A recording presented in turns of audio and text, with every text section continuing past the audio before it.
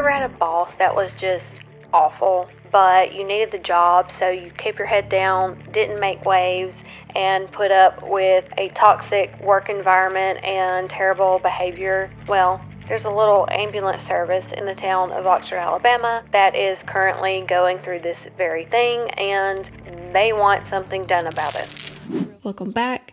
I've got quite a bit to update you on, so we're just going to get right to it. Over the past few weeks, I have had to ask myself a lot of difficult questions. One of those questions is, why am I doing this? Not only have I asked this myself, but I have been asked by other people, and this is going to be a long video anyway, so I don't want to drag it out any further, but way early in my career, I had a partner that was protected by people higher up in the company. I watched this person buy drugs on the clock in the ambulance, like with me while I was driving, and it was really just a horrible position to be in, knowing that this person is protected, but also in uniform, like on the ambulance buying drugs. Like, I can't go down with him. I can't be associated with that. So I told, and nothing happened to him, but I got demoted to the wheelchair van. I was in paramedic school, probably the only paramedic student in the history of that company to be driving the wheelchair van, but that was their retaliation against me for that. And nothing happened to him. Years later, he showed up to work one time with a saline lock in his arm, and then showed up to work again another day with no shirt on, digging through the dumpster outside, and they ended up finally firing him many years after, I was already gone. So all of that to say that, unfortunately, public agencies, a lot of them tend to be like really just corrupted, and it's really sad. It's really unfortunate, and there's so many things that go on that these employees cannot speak about because they know that they will get retaliated against. It happened to me. It happened to Gracie Wright, I talked about in my last video, and they're not able to risk their income by speaking out. So I have essentially become this vessel for the unheard. It's gonna sound so cliche, but I just feel like it was the right thing to do. The people that have come to me and shared their stories and their experiences, and it's really eye-opening. It's really unfortunate, and I've been through it myself, so I have a pretty good bullshit indicator as far as that goes. So the stuff that I am sharing, I feel confident talking about.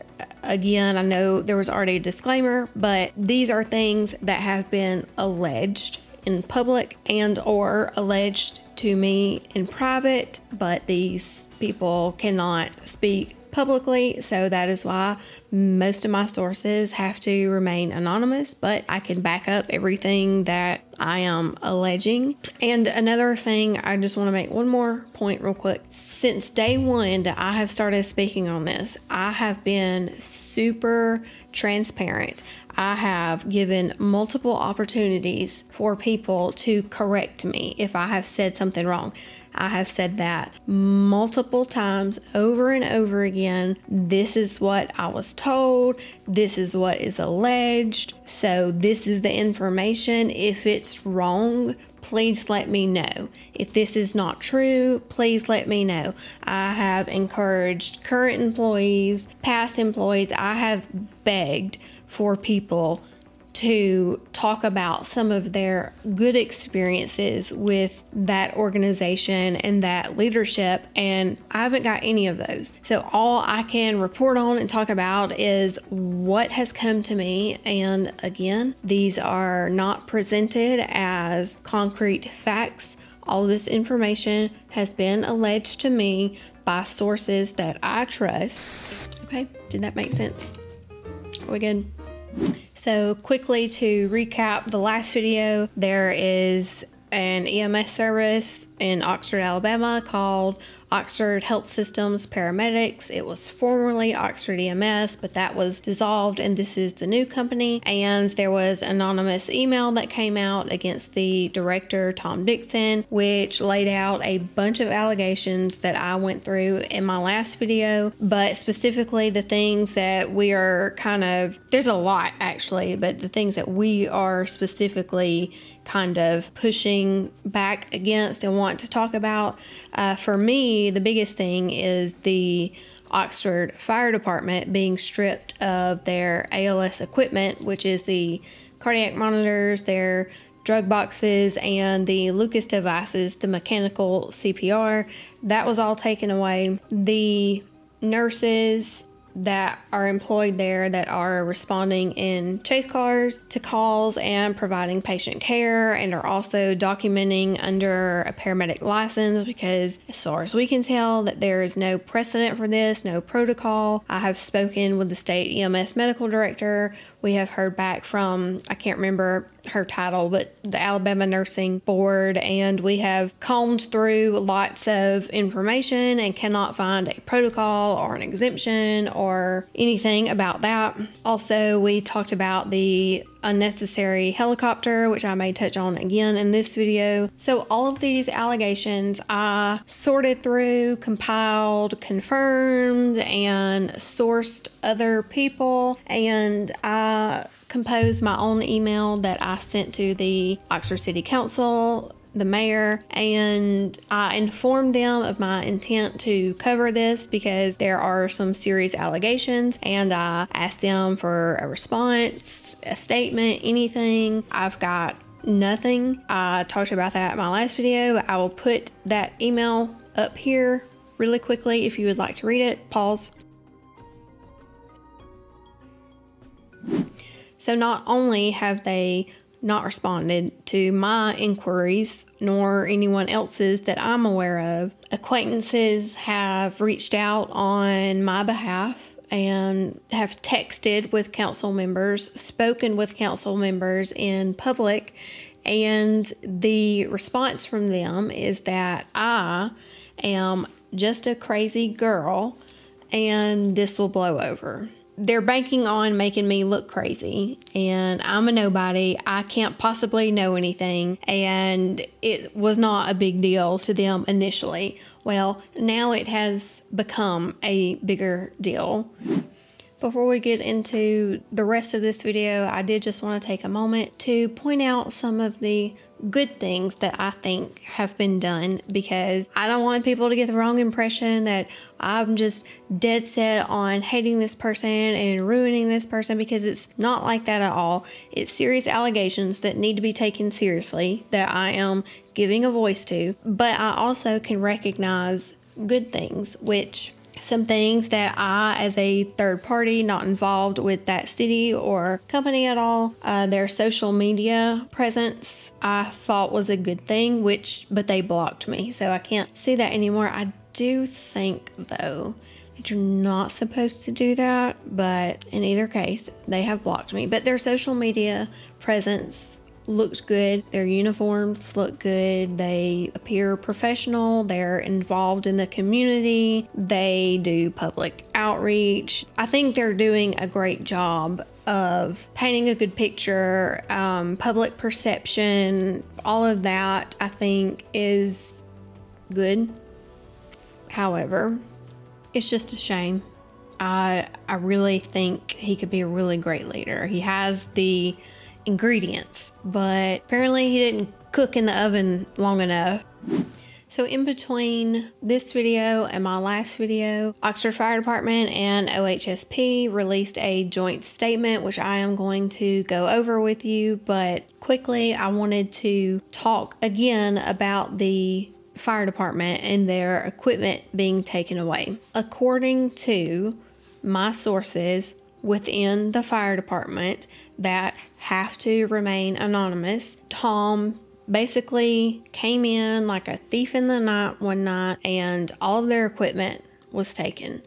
Their cardiac monitors, again, the Lucas devices, the mechanical CPR, drug boxes, all of that was taken away, and it all went, I believe, to OHSP. The issue with that is the fire department has already on staff a decent amount of experienced paramedics. They have the education, the certification, the licensure to provide this advanced level of care, but they can't do that any longer because their equipment was taken away. What good reason is there to do that to a fire department? It doesn't make any sense. I have opinions on that I am going to share, but that is what has been alleged. I have seen the directive that came to the higher ups at the fire department. I have spoken with many of them, and this is the consensus. It's also alleged that this equipment was purchased through the fire tax and or CARES Act funds, which is a problem. So why is this a big deal? I touched on this a little bit in the last video, but now I have an example. On February 14th of this year, there was a 911 call placed in Oxford. It was in the Coldwater area. It was a cardiac arrest, and I believe it was about 2 miles from the fire department. Because of this directive, Oxford Fire is no longer dispatched to the medical calls that they were usually dispatched to, and are only dispatched on medical calls if requested by OHSP. Well, on February the 14th, the cardiac arrest came in. The fire department was never dispatched, and OHSP never called for mutual aid. So it would be reasonable to come to a conclusion that it is quite likely that there was a delay in that cardiac arrest patient getting care. The fire department is strategically placed throughout its coverage area. It's placed in a way, it is designed so that they are put in strategic locations to get to areas as quick as possible. And 9 times out of 10, the fire department arrives on scene first. The paramedics with the fire department could have started life-saving care, even if it was just chest compressions. Even though they don't have their Lucas device, they still could have done it the old school way, but it would be reasonable to assume that this caused a delay in patient care.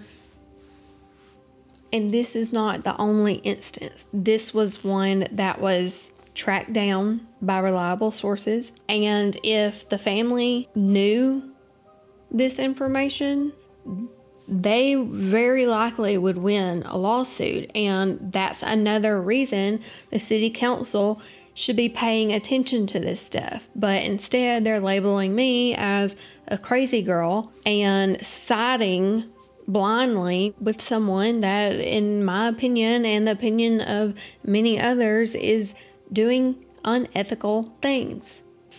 Now, I don't have dates for these, and I don't know exactly how many. It was just alleged to me by people within the fire department that there have been multiple instances of overdoses, and I don't remember if there was a chest pain.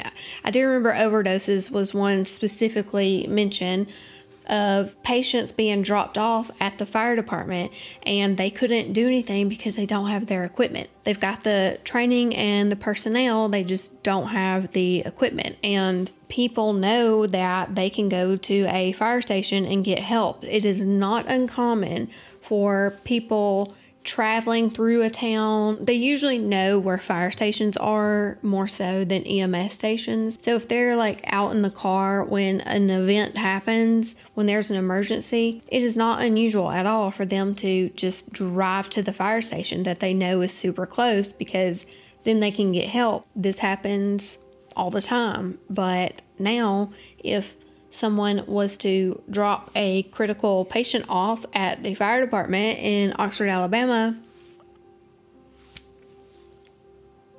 they are not going to get the level of care that they expect, that they should be able to give, that they are trained to give, because their equipment was taken. One of my biggest issues now with this whole thing is they are aware, everybody, I mean the whole town is watching this, they are all aware that these questions are being asked, that there are allegations, and have been given ample opportunity to respond. Which, if someone makes up an allegation against you and it has no merit, it's not difficult to say that's not true. And you want to clear your name up immediately, but that is not what has happened. Things have been alleged and questions have been asked, and there have been no answers given, which I find extremely suspicious. Let's just say they have had an opportunity to respond and for the most part chose not to. I would just think that early on in all of this, when all of this was brought up, instead of trying to make me look like I'm crazy and to just say, oh, well, that's not true, or yeah, we do have nurses in chase cars, but we have a protocol to do that. It was approved by the state director. They have done none of that. It has just been crickets, and they have refused to answer anything. They did, however, the other night, release a joint statement between OHSP and the Oxford Fire Department, which we are going to get into because I have a lot of opinions on that. One of those opinions is that this just made them look way worse, because the first statement they provided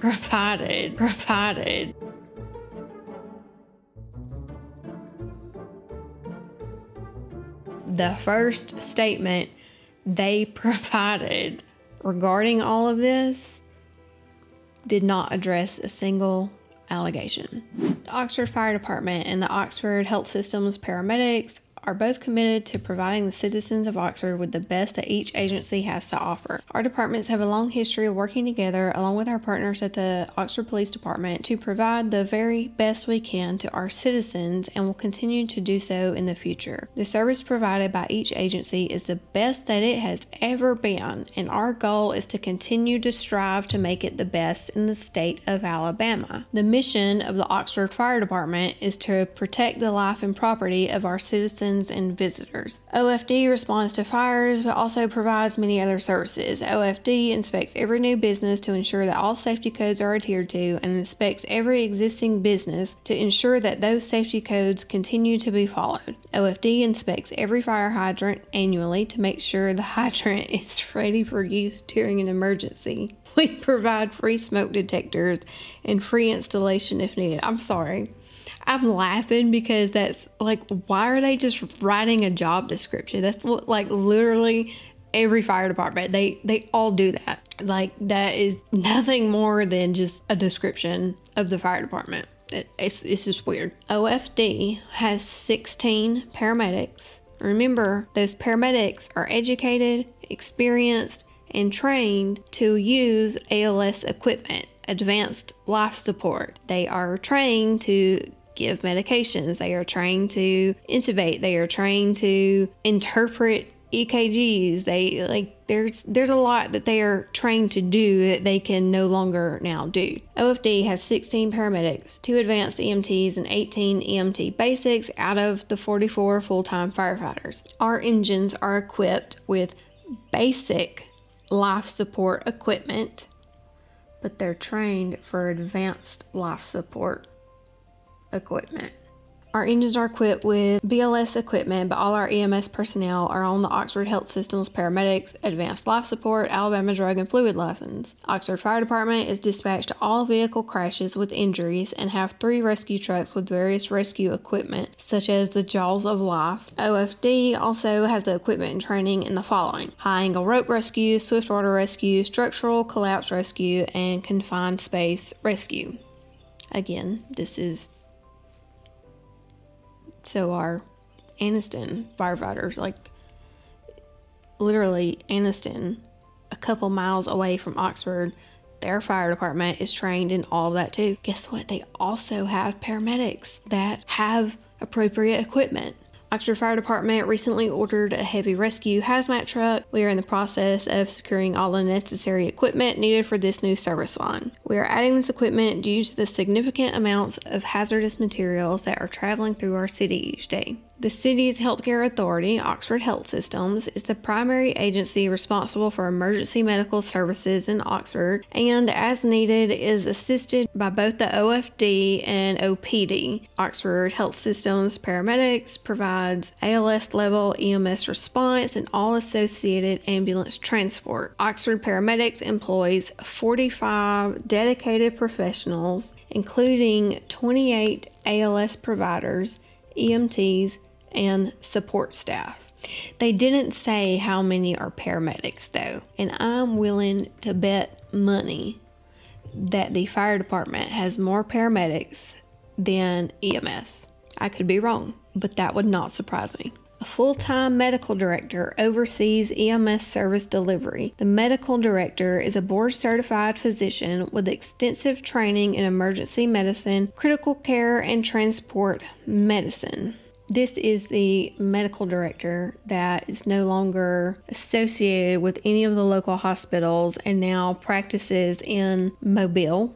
It is alleged that when she does come to town, she pre-signs controlled substance forms so that when they have to give controlled substances in the field, they don't have to go to the doctor at the hospital and get approval and the doctor sign off on it to get it refilled because she's already pre-signed it. Now, would they be stupid enough to do this? Gosh, I hope not. But by pre-signing those, that means that they can give what they want, when they want, how much they want is already approved, which is not a proper checks and balances system. It's just not. I'm sorry. Is it convenient for OHSP? I'm sure that is really convenient for them, but there's too much room for error and abuse, and this is one of the anonymous messages that I got sent about this very thing. This is why that's not okay. Sorry, but it's, in my opinion, that's not okay. There's not enough oversight there at all. In addition to providing a routine response to all 911 medical emergencies with an ALS staffed ambulance, wait a minute, sources have told me, and I can prove that they have told me, that C-Shift does not have any paramedics staffed on the ambulance. The only paramedic on that shift is in a chase car. And if they're not busy, if ALS is needed, then that paramedic can get to them in the chase car. However, I do not know if the personnel that are on the ambulances on that shift, I don't know how many of them are advanced EMTs versus basic EMTs. Hopefully they've got an advanced on each truck. I would assume that they do, but there are certain things that an advanced EMT cannot do. I am not opposed to advanced EMT ambulances. I want to be clear because there's a lot of fluff here to make things sound really great, but I did just want to point out that just because it says ALS staffed ambulance does not mean that there's a paramedic on it. Oxford Paramedics also sends an additional advanced provider to emergency calls to ensure a comprehensive and quality care delivery for every patient, which does not occur in most other cities.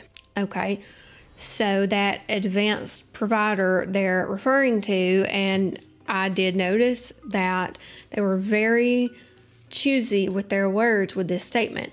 The advanced provider they are referring to are nurses in chase cars. Just as I said in the first video, I am not opposed to nurses in the pre-hospital setting. This has nothing to do with that. I think that is a fantastic idea. But again, where's the protocol? What says you can do that? What protocol are you operating under? Who can we see? They know that we've been asking this, but we have spoken with the state EMS director. We have spoken, like I said, with the nursing board and combed through all of the information that they gave us, and myself and a lot of other more intelligent people than me cannot find how this is happening legally. Do I think that the nurses have harmed anybody? No, I don't. I just think, it's unclear. That's what I'm trying to say. It's unclear what the protocol is with all of this. And if it is being done under protocol, it should be a simple statement to inform everyone of that. And you would think they would want to be more forthcoming about that, because it would be a bragging point and may be something that other services want to consider. But they also wouldn't need the nurses in chase cars if they had just let the fire department keep their ALS equipment. So essentially what this has done is cut the fire department out completely. Again, I am going to talk about that more, but anyways, let's keep going. Oxford Paramedics is one of the very few services in this state to carry blood, providing immediate life-saving blood at the point of injury and during transport to an appropriate trauma facility as allowed by the Alabama EMS protocols. Oxford Paramedics, the Oxford Fire Department, and our athletic trainer regularly provide coverage at many community events such as Choccolocco Parks, Oxford Lake events, Oxford High School football, and similar happenings. Additionally, Oxford Paramedics is one of only a handful of services to provide community-based paramedic services such as follow-up and assistance to people who otherwise do not have access to routine healthcare services or have other challenges that limit their ability to receive proper follow-up or preventative care. They have community paramedicine. It's not revolutionary, but cool. I don't think that's a bad thing. I think that's a good thing. Oxford Paramedics has an emergency nurse for each shift who responds to calls alongside our paramedics and assists in bridging the gap between out-of-hospital and in-hospital care. The nurses and paramedics work together in a team approach and provide each patient with a more well-rounded healthcare experience. In addition to providing high-quality emergency care, this healthcare team can educate and assist patients and their families in ways you would not see in other cities. Oxford Paramedics provides emergency medical response for the OPD Emergency Service Unit as the only city in Alabama to have a dedicated ESU ambulance. This ensures that the 911 EMS operations continue without any impact when there is an ESU emergency call. During the COVID-19 pandemic, Oxford Paramedics provided the community with COVID-19 vaccinations and monoclonal antibody therapy treatments, offering many of these at the patient's home. Oxford Paramedics routinely delivers community education from first aid and CPR education to community groups, and has assisted with AED deployment at church facilities and other locations. We're going to come back to that. Remember, AED deployment to churches and other community locations. Paramedics must obtain board certification in a specialty area such as critical care, tactical medicine, or community care. Those paramedics not already certified in a specific area are actively engaged in additional training and education and must attain certification upon completing their extra training. I have questions about that, but I'll keep that to myself for now because it's literally not worth it. There's too much other stuff to cover. The nurses employed by Oxford Paramedics have extensive experience working in a hospital emergency department and critical care experience. They also hold advanced certifications in emergency nursing and transport, because often our citizens and others in the community will find themselves at a local hospital and in need of emergency transport to another hospital for surgery, ICU admission, or additional emergency care. Oxford Paramedics staff with paramedics and as-needed nurses and emergency transfer ambulance 24/7 to ensure that we can get our citizens to the care they need. Wholly run-on sentence.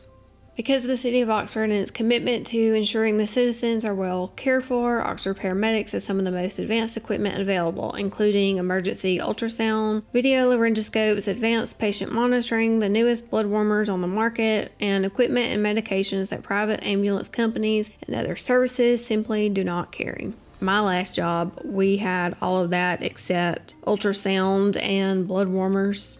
We had top of the line, we had video laryngoscopes, we had Lucas devices that we didn't have to take from anybody. We had power loaders, like we had those things too. Like that's great. Like I did really enjoy the nice equipment. Don't get me wrong. That's great, but is that worthy of a media release, a joint statement? Like this is just I don't even know what this is. It doesn't address anything.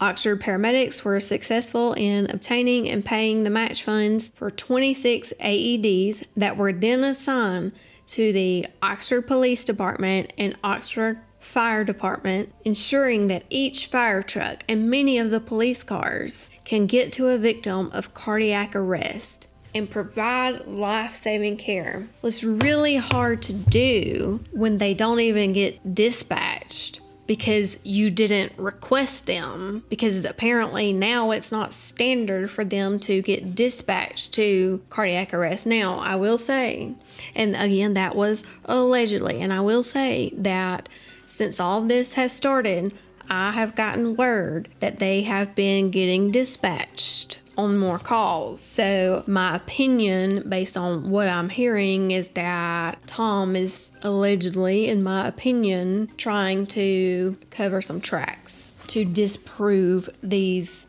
allegations. I believe these allegations wholeheartedly just because I know where they came from. But February 14th, that did not happen. Now, remember earlier when I said, remember the AEDs and community churches and things like that. AEDs are meant for lay people. AEDs are meant for Joe Blow off the street. If he can get his hands on the AED, it tells you everything to do. A monkey can do it. And that is what the fire department has now, because their advanced life support equipment, their ALS equipment, was taken from them. But you gave them AEDs. What an insult. What an absolute insult to tell experienced providers, experienced paramedics, we're taking your equipment, but you get an AED. What an absolute insult. That you tried to make better with this fluff piece that is just absolutely and void of any substance whatsoever. I'm willing to bet that Oxford Fire Department has more paramedics than Oxford Health Systems paramedics, but you took their equipment and gave them AEDs and expect them to be happy about that? Like, come on. ALS personnel, paramedics, and nurses must obtain and maintain multiple additional education courses above the minimum continuing education requirements. In addition to standard courses of instruction like advanced cardiac life support, pediatric advanced life support, ALS providers must complete classes such as pre-hospital trauma life support, advanced burn life support, emergency pediatric care, advanced medical life support, advanced stroke life support, advanced hazmat life support, tactical emergency casualty care, just to name a few. All paramedics have most of those certifications, not all of them. But to be a paramedic in Alabama, you have to have your BLS, Basic Life Support, ACLS, Advanced Cardiac Life Support, PALS, Pediatric Advanced Life Support, and PHTLS, Pre-Hospital Trauma Life Support. Like, that's standard. It is the philosophy of the Oxford paramedics and shared by each of our healthcare providers that you are either the best or simply the rest. And our paramedics, nurses, EMTs, and support staff believe that in Oxford, the police, fire, and paramedics are indeed the best.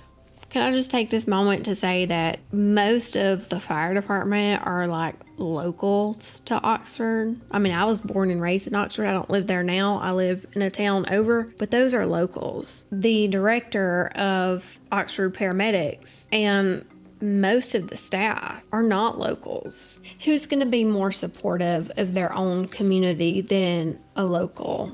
That's just kind of a point I wanted to make.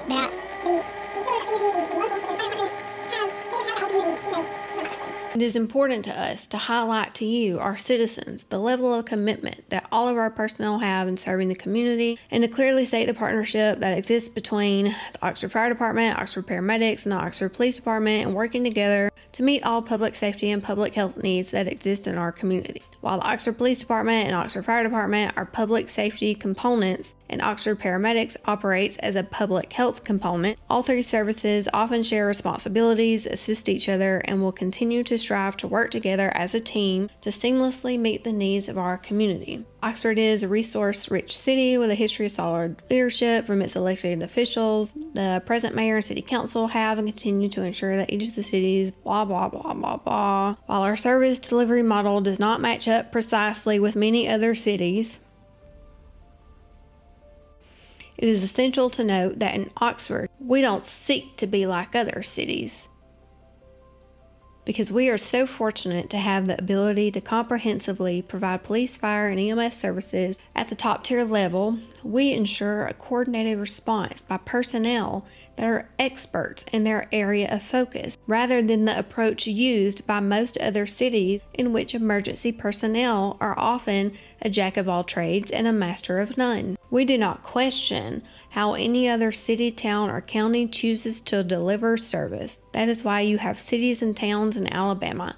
Each city can decide what works best for its specific location and unique needs. We often revise our operations. That's the understatement of the year. Is that why everybody's got like 5 titles? We often revise our operations as we continue looking for ways to improve emergency service delivery, and we will strive to always enhance our services. The way we operated yesterday is not the way that we operate today, and the way that we operate today will likely not be the way that we operate tomorrow. Continual quality improvement in emergency service delivery demands that we embrace change and seek new, innovative ways to provide even better services to our city. In the coming year, we plan to hold many joint training sessions and further revise our operational procedures to ensure that we, police, fire, and paramedics, provide even better service than we do now. The mission of the Oxford Fire Department and Oxford Paramedic is to ensure that each citizen or visitor in Oxford receives the best care and service possible, period. If any of our citizens should ever need assistance or have a question related to the fire department or paramedics operations, or if there is something else that we can help you with, please contact us at, I just want to make sure you can see the email addresses right there, in case you have any questions for Tom about anything that has been alleged, because they won't answer mine. That was a lot of words to distract from all of the allegations, and they can't pin this all on me just being a crazy girl, because I didn't write that anonymous email that got sent to everybody. Their spin on it is that it's just some former employees with, I guess, a vendetta. But it's interesting that when we started talking about all of this, that I was getting stories and information from a slew of different people who just coincidentally all had pretty much the exact same things to say. So I have a theory. This is just a theory. This is not factual. This is me thinking out loud. I can't help but wonder, because it's been told to me, it's been alleged to me by multiple different sources, all that worked closely with Tom. There's some kind of beef. It was alleged in the anonymous letter that I went over in the last video. There's some kind of beef for whatever reason with the helicopter service. I kind of feel like this whole helicopter thing ordeal that they are now getting, there is my understanding that the city of Oxford is going to subsidize a new helicopter through Air Methods, who will provide the pilot and the aircraft, and I believe initially some float staff until Tom can staff it, which is what he's planning on doing, which is an absolute terrible idea in my opinion. But it kind of, to me, feels like this is a child, like I think of a child like being mad about something, like neener, you can't get me kind of thing, like, oh well, I can't work on that, y'all won't hire me, or whatever the reason is, so I'll just get my own helicopter. I'll show you. That is what this situation screams to me. I think it's interesting and possibly intentional that by having it here, this new helicopter at OPD, it already has a secure landing zone, so that removes the fire department completely. And I could kind of see how that might be intentional, because I know, firefighters, especially firefighter paramedics, are all very type A. I mean, most people in that kind of work are pretty type A, but I can definitely see some fire medics who have been doing that job for a long time, longer than a lot of these other people. I could definitely see how they might overstep, or not overstep, but just suggest, why are we not doing this? They know the right questions to ask. They know what is standard and what is a deviation, and they're not scared to push, is what I'm trying to say. And by eliminating the need for the fire department, there's, again, no oversight, no checks and balances, no witnesses to, call me a conspiracy theorist. I'm definitely not known to be a conspiracy theorist, but so I know this may sound a little out there, but again, as I said, I don't know that to be true. I'm not saying it is true. I'm saying that's how my brain is working, and my brain is free to think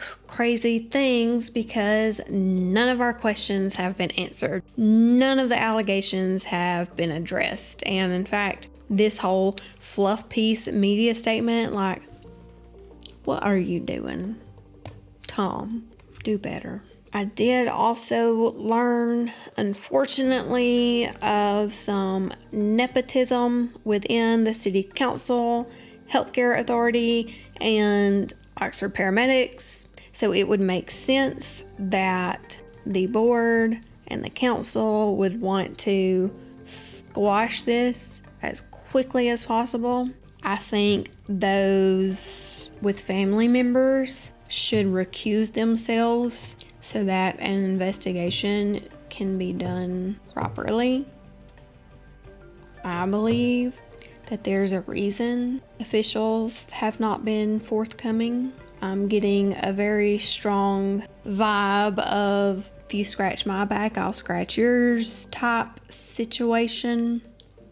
So basically, at the end of the day, the former, current employees and employees within multiple agencies, they just want accountability. They want transparency. They do not feel like that has happened thus far. And from the time I've been involved, I certainly do not feel that way either. We just feel like if there's nothing to hide, the answers to these questions should be really easy. And it's concerning that an easy answer has not been given. I know that all of you watching this will be waiting with bated breath on updates as this situation evolves. So stay tuned, and I will see you very soon.